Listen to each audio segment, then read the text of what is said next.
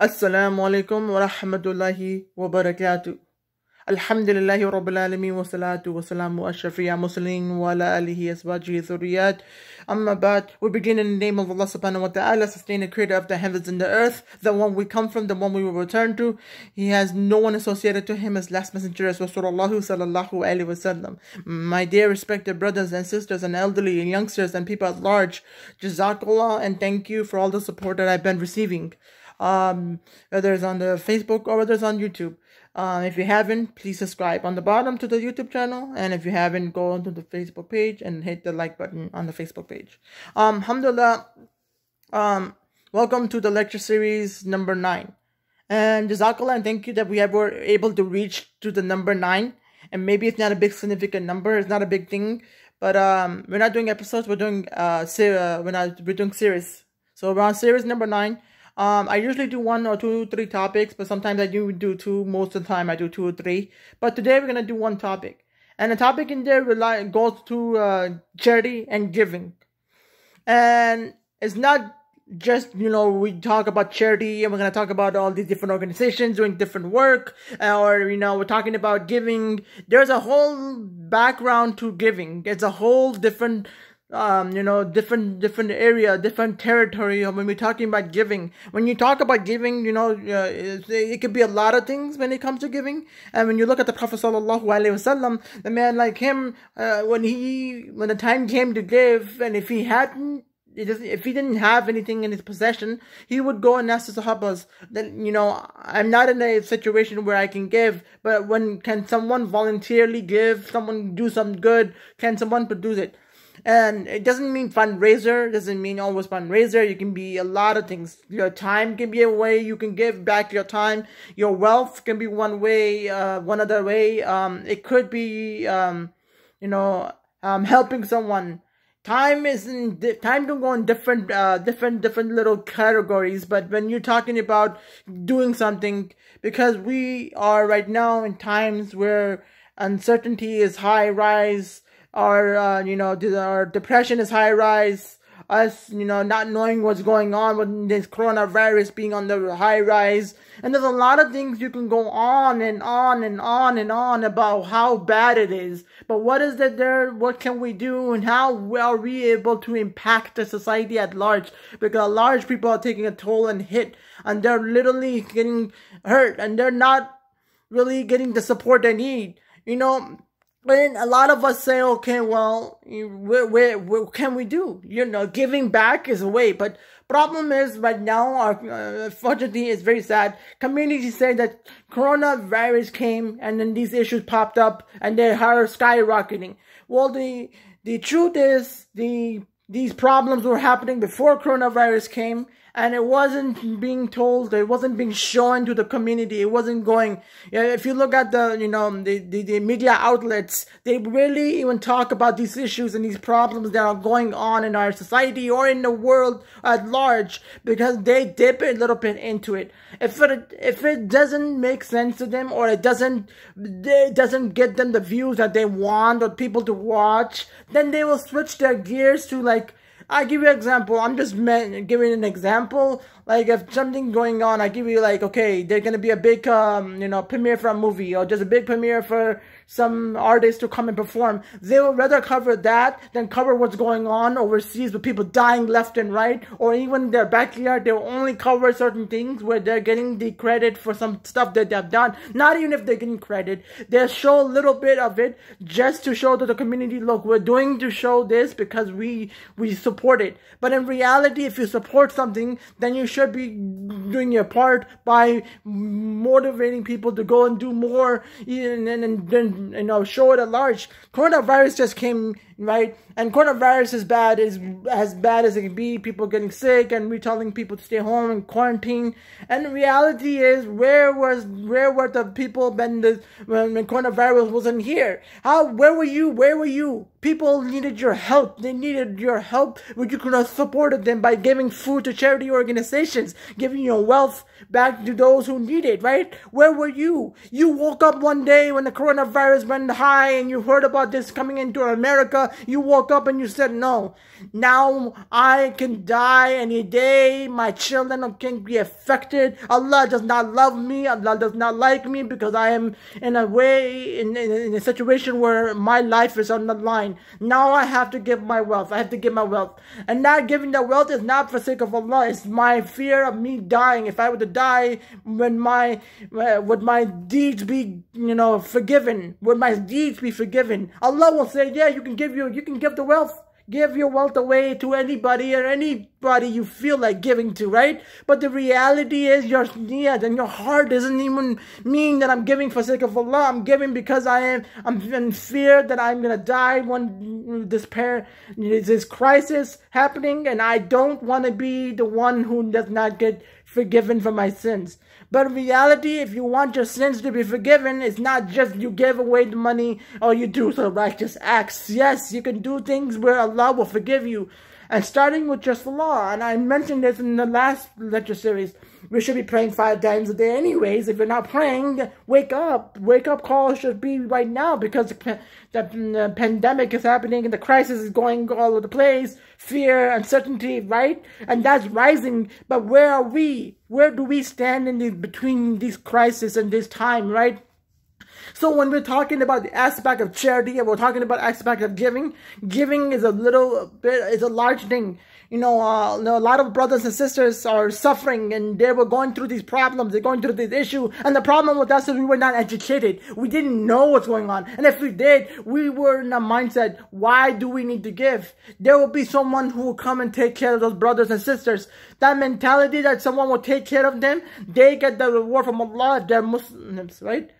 For us saying that we get the reward from our God because we're doing something that's great. But where were you? You were aware of it. You were aware that some brother needed clothes for his family or for the people in that little area in the country. They needed your support. And then they ask you to give your clothes. You give away trash. You throw all the trash over to them because you think that I'm doing a great act if I give my clothes.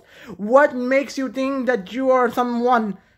What makes you think that you are superior? So whatever I don't like, I'll throw it out to these organizations, and I'm doing my part by giving. Giving them what? They're human beings. They have feelings. When you're giving should not be I'm throwing out what I don't want for my family. My family does not deserve this. My wife, my children, my parents, my siblings do not deserve this. What makes you think that these brothers and sisters who are going through tribulation, trials every day of their life deserve some dirty clothes, deserve something that's raggedy and bad? What does that tell you? You don't care for them. You don't even care that Allah is looking over you and seeing what you have done. Your mindset is that it's off my back chest. I give my clothes for the sake of Allah. I am getting to get the reward. I am going to be forgiven. No, you're not going to get the reward. And no, you're not going to be forgiven, because when you do this act and you don't ask for forgiveness, Allah will not give you the forgiveness. Allah said, I don't need you. Allah will throw you on the side. But then Allah said, whatever your niyat was, I will give you a little glimpse of that. But then that doesn't mean you're off the hook. Because on the day of Yawm al-Qiyamah, Allah subhanahu wa ta'ala will ask you for that action that you have done. Because in reality, you're not doing justice. You're doing injustice to those at large. And when you're giving your wealth, do not think about what am I going to do when I don't have the wealth. What am I going to do? How do I deal with this? How do I deal with this? No. Because shaitan will literally come between this act that you're doing. Because you already have uncertainty of what's going to happen next day. What's happening next month, next week. And fear is on the rise. So shaitan said, this is the best time. This is like shaitan being super happy. I can go and trick these brothers and sisters and doing things. They will do the right act, but there will be a little twist. A little bit of spices I'm going to throw over this little act that they do. Donating money. I give you an example. You want to donate money and see if, okay, all the doctors get some help, or, some financial help, or you want to help those brothers and sisters who families members are ill, right? And you're thinking of doing it for God, sake of God, or sake of Allah subhanahu wa ta'ala. Shaitan will come, shaitan say, no. Don't think like that. Think as if I'm doing something, I'm gonna get something in return. Or I'm gaining something for myself. So if I'm not gaining anything out of this, then why am I donating my money? Why am I throwing away money that at the time when the people are going to be dying and uncertainties on the rise. Why are you giving the money away? Shaitan will not tell you that you should be doing this. Shaitan will tell you, but it will not force you to do it. Then your mindset will be thinking, well, I shouldn't be donating money because there's uncertainty. If I don't have a job tomorrow, where is the meal going to come on the table from? And where is my wife, my children going to have clothes to wear? And where's the roof over my head? But you don't realize the roof and the clothes and the food was already given by Allah subhanahu wa ta'ala. It doesn't have to be when the calamity hits you realize, whoa, man, I gotta wake up, man, I gotta give my money and give. We need to realize our brothers and sisters were going through these trials and tribulations before Corona came into the picture, and they were not complaining at all. But reality is we need to wake up, we need to help them out. And charity starts from our home, obviously, right? And we need to do our best and supporting different efforts and taking it to the next level. And I'm not telling you which organization you should donate to. I'm not telling you which cause you should donate to. But what I am trying to bring you close to is that donating your time is something you should do anyways, because you already have so much time on your hand. Donating your wealth is something that you should be doing. Then Allah will replace that wealth with something that is greater than higher and better, right? So wake up and then smell, look, I have a health. I have a roof over my head. I have food on the table. I have a wife that loves me. I have a husband that loves me. My children are with me. My parents, if they're alive, then yes, that's a ni'mah, right? Or if your parents passed away, you can donate on behalf of someone you loved and donate to a cause that you think that's great, that's going to help out during the times of crisis, right? And we need to really, really, really think about it, right? We absolutely do not realize the problem that we have is that we do not do this. We don't think like this. Our mindset is if I'm going to donate money, then Allah should reward me. Then Allah should, forgive me. And, I'm off the hook. What if you die?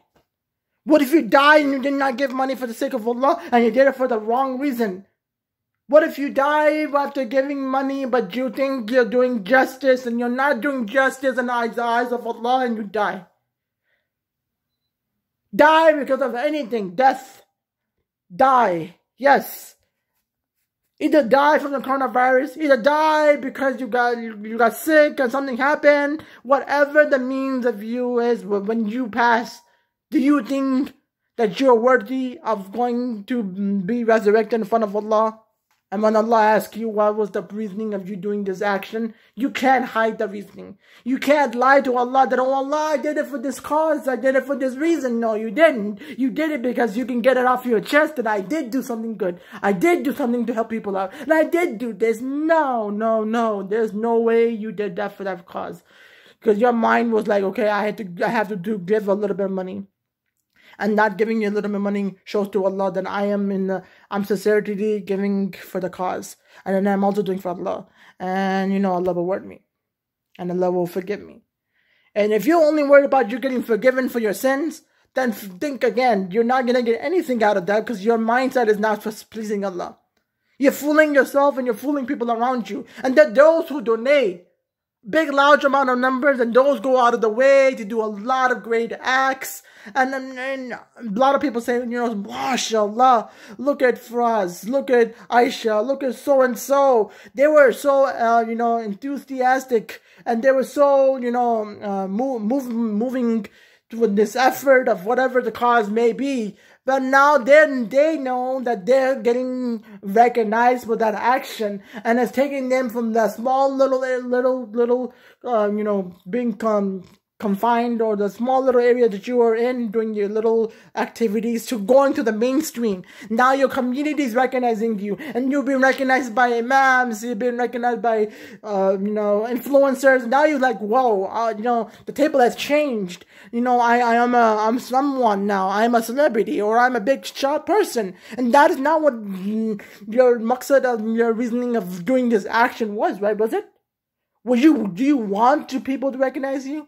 The Prophet ﷺ did so many actions. Not even today, when you read about the Prophet ﷺ, he never get recognized. Yes, People will use him as a reference, as an example, but they will never say that he is the one getting recognized for the action, because there he never wanted to be recognized.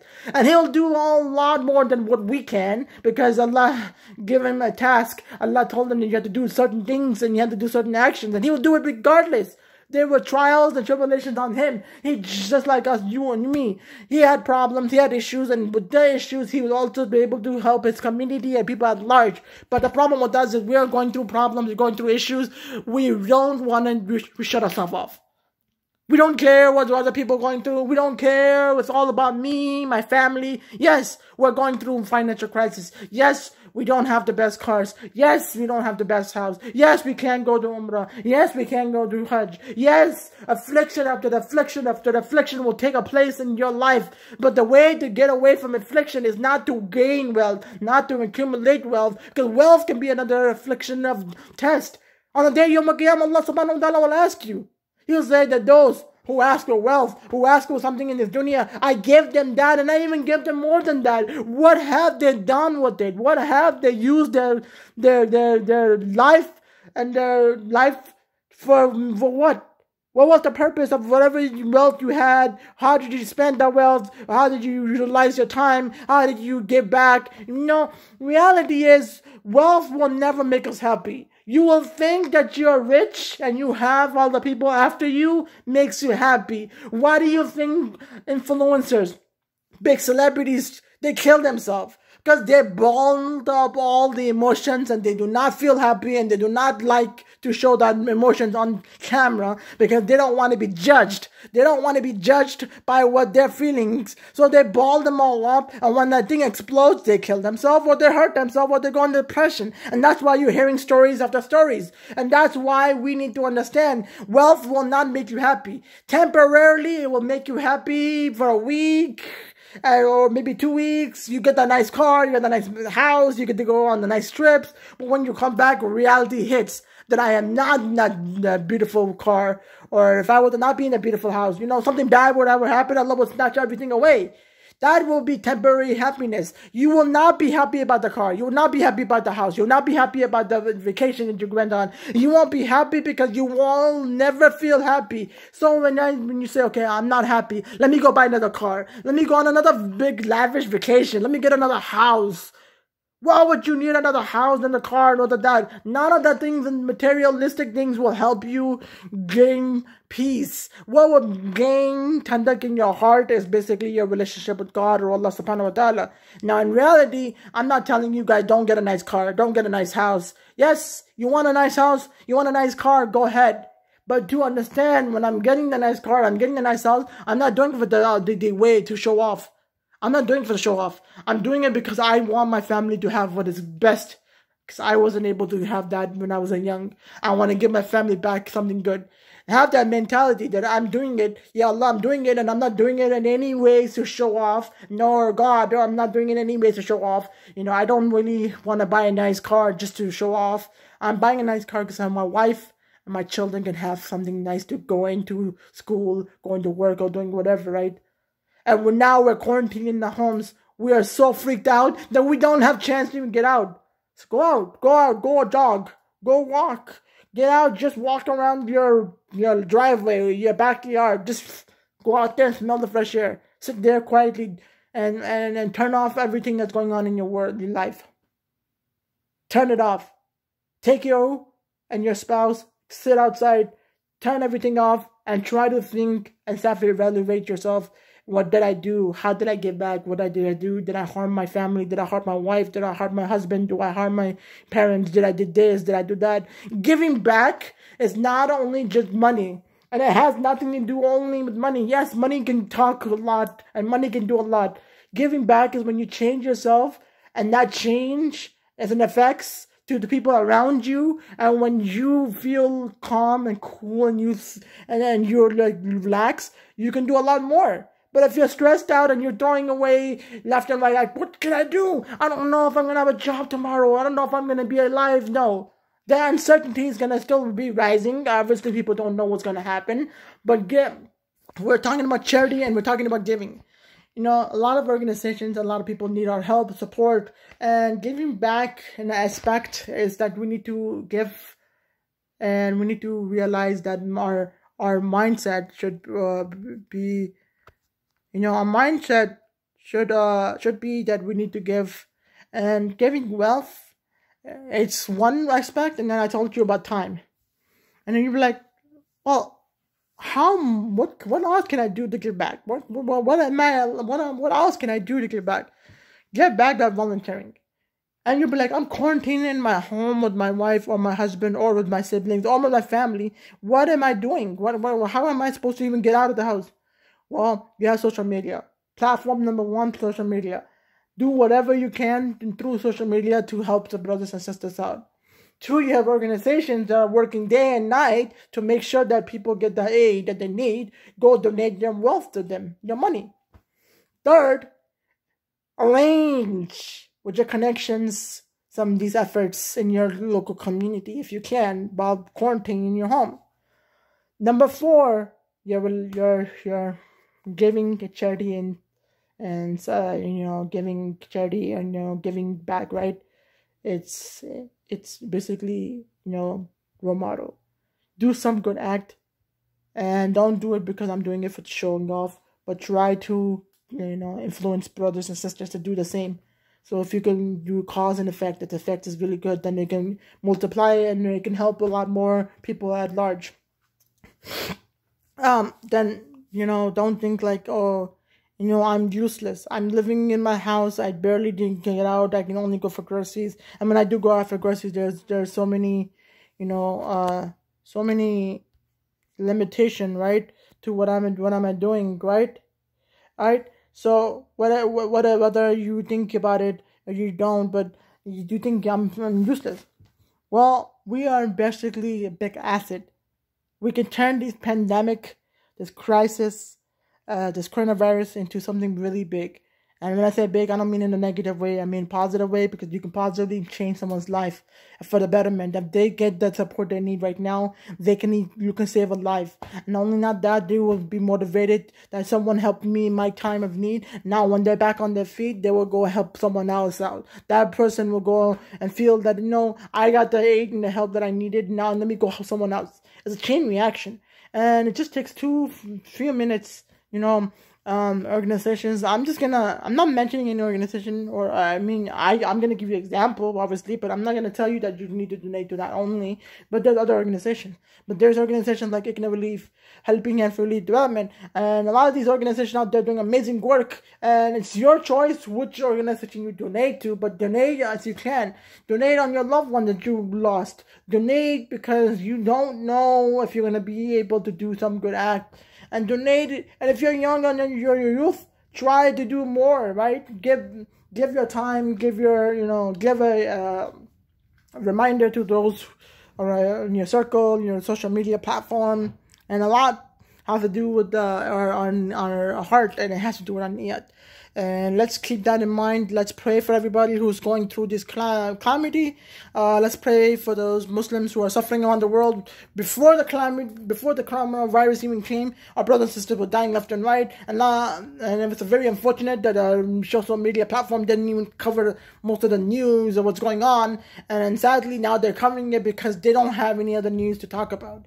Reality is in local communities, what is there to talk about? There's a coronavirus deaths going up and down, you have this, you have that now, but the mainstream media now wants to cover what's going on in the third world country all of a sudden because they need some news to talk about. But where were you when the crisis were going on in Syria, Palestine, or Pakistan, India, Haiti, and all over the world? Where were you when they needed you to cover this news so that people will see what's going on and how to aid them and how to help them? You were focused on making sure that the movie premiere is being covered, that artist is performing here, let's get him on the camera, let's get his stuff out. When you were doing this, brothers and sisters were dying, wife, husband, and children were dying in fear, that not knowing that they would be alive the next morning, not knowing when their meal was coming from, the jumping into garbage cans finding food.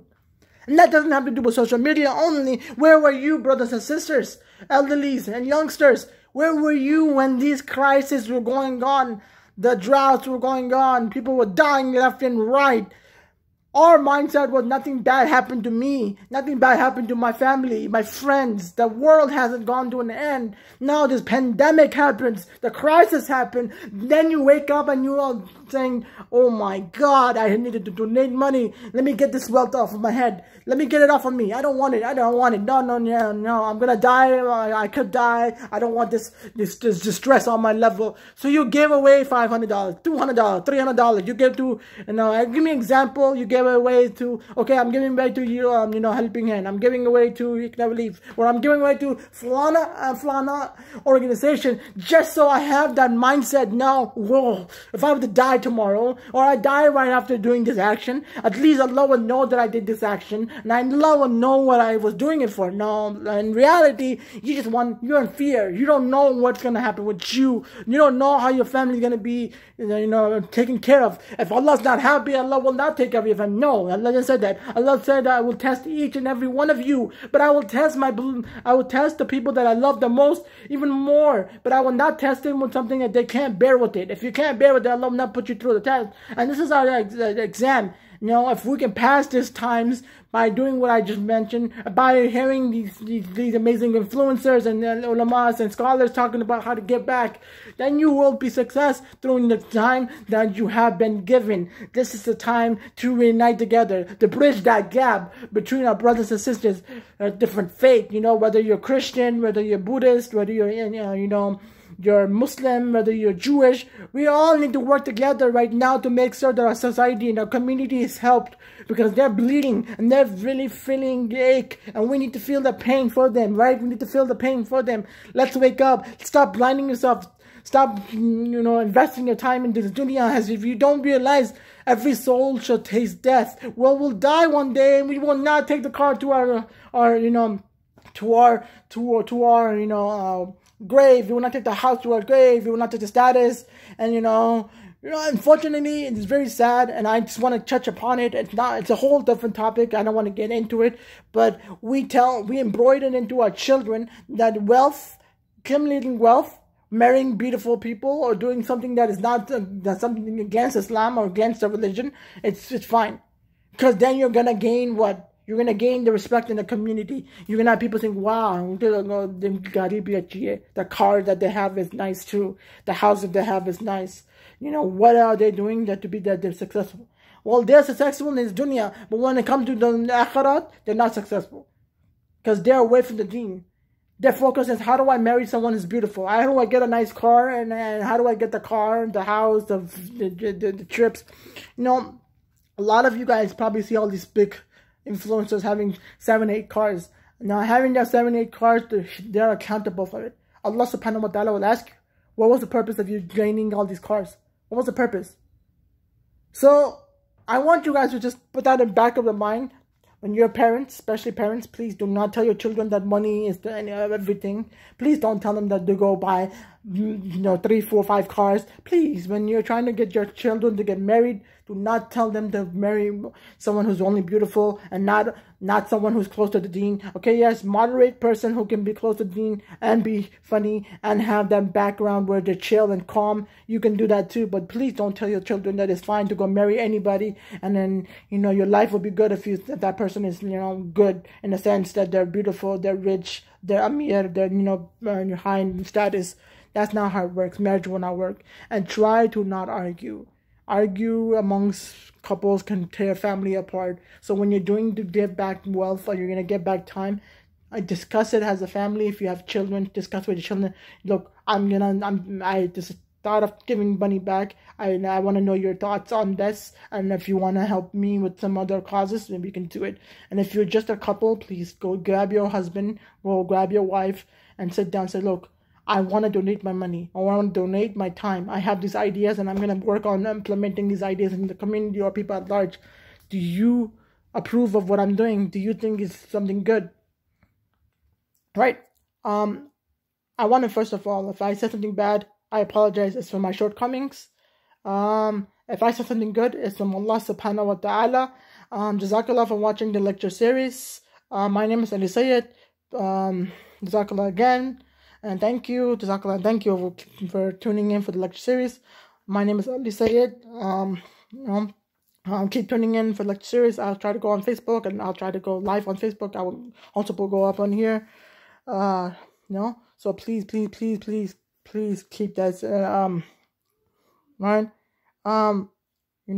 So may Allah protect all of our communities all around the world. Ummah at large, may Allah protect our doctors, especially Muslim doctors. Not right. Help those who are fighting for our safety, and keep them in the mind, because it's not really easy for them to get out there to do their job while the people are quarantined in their homes, while they're not going to be with their family.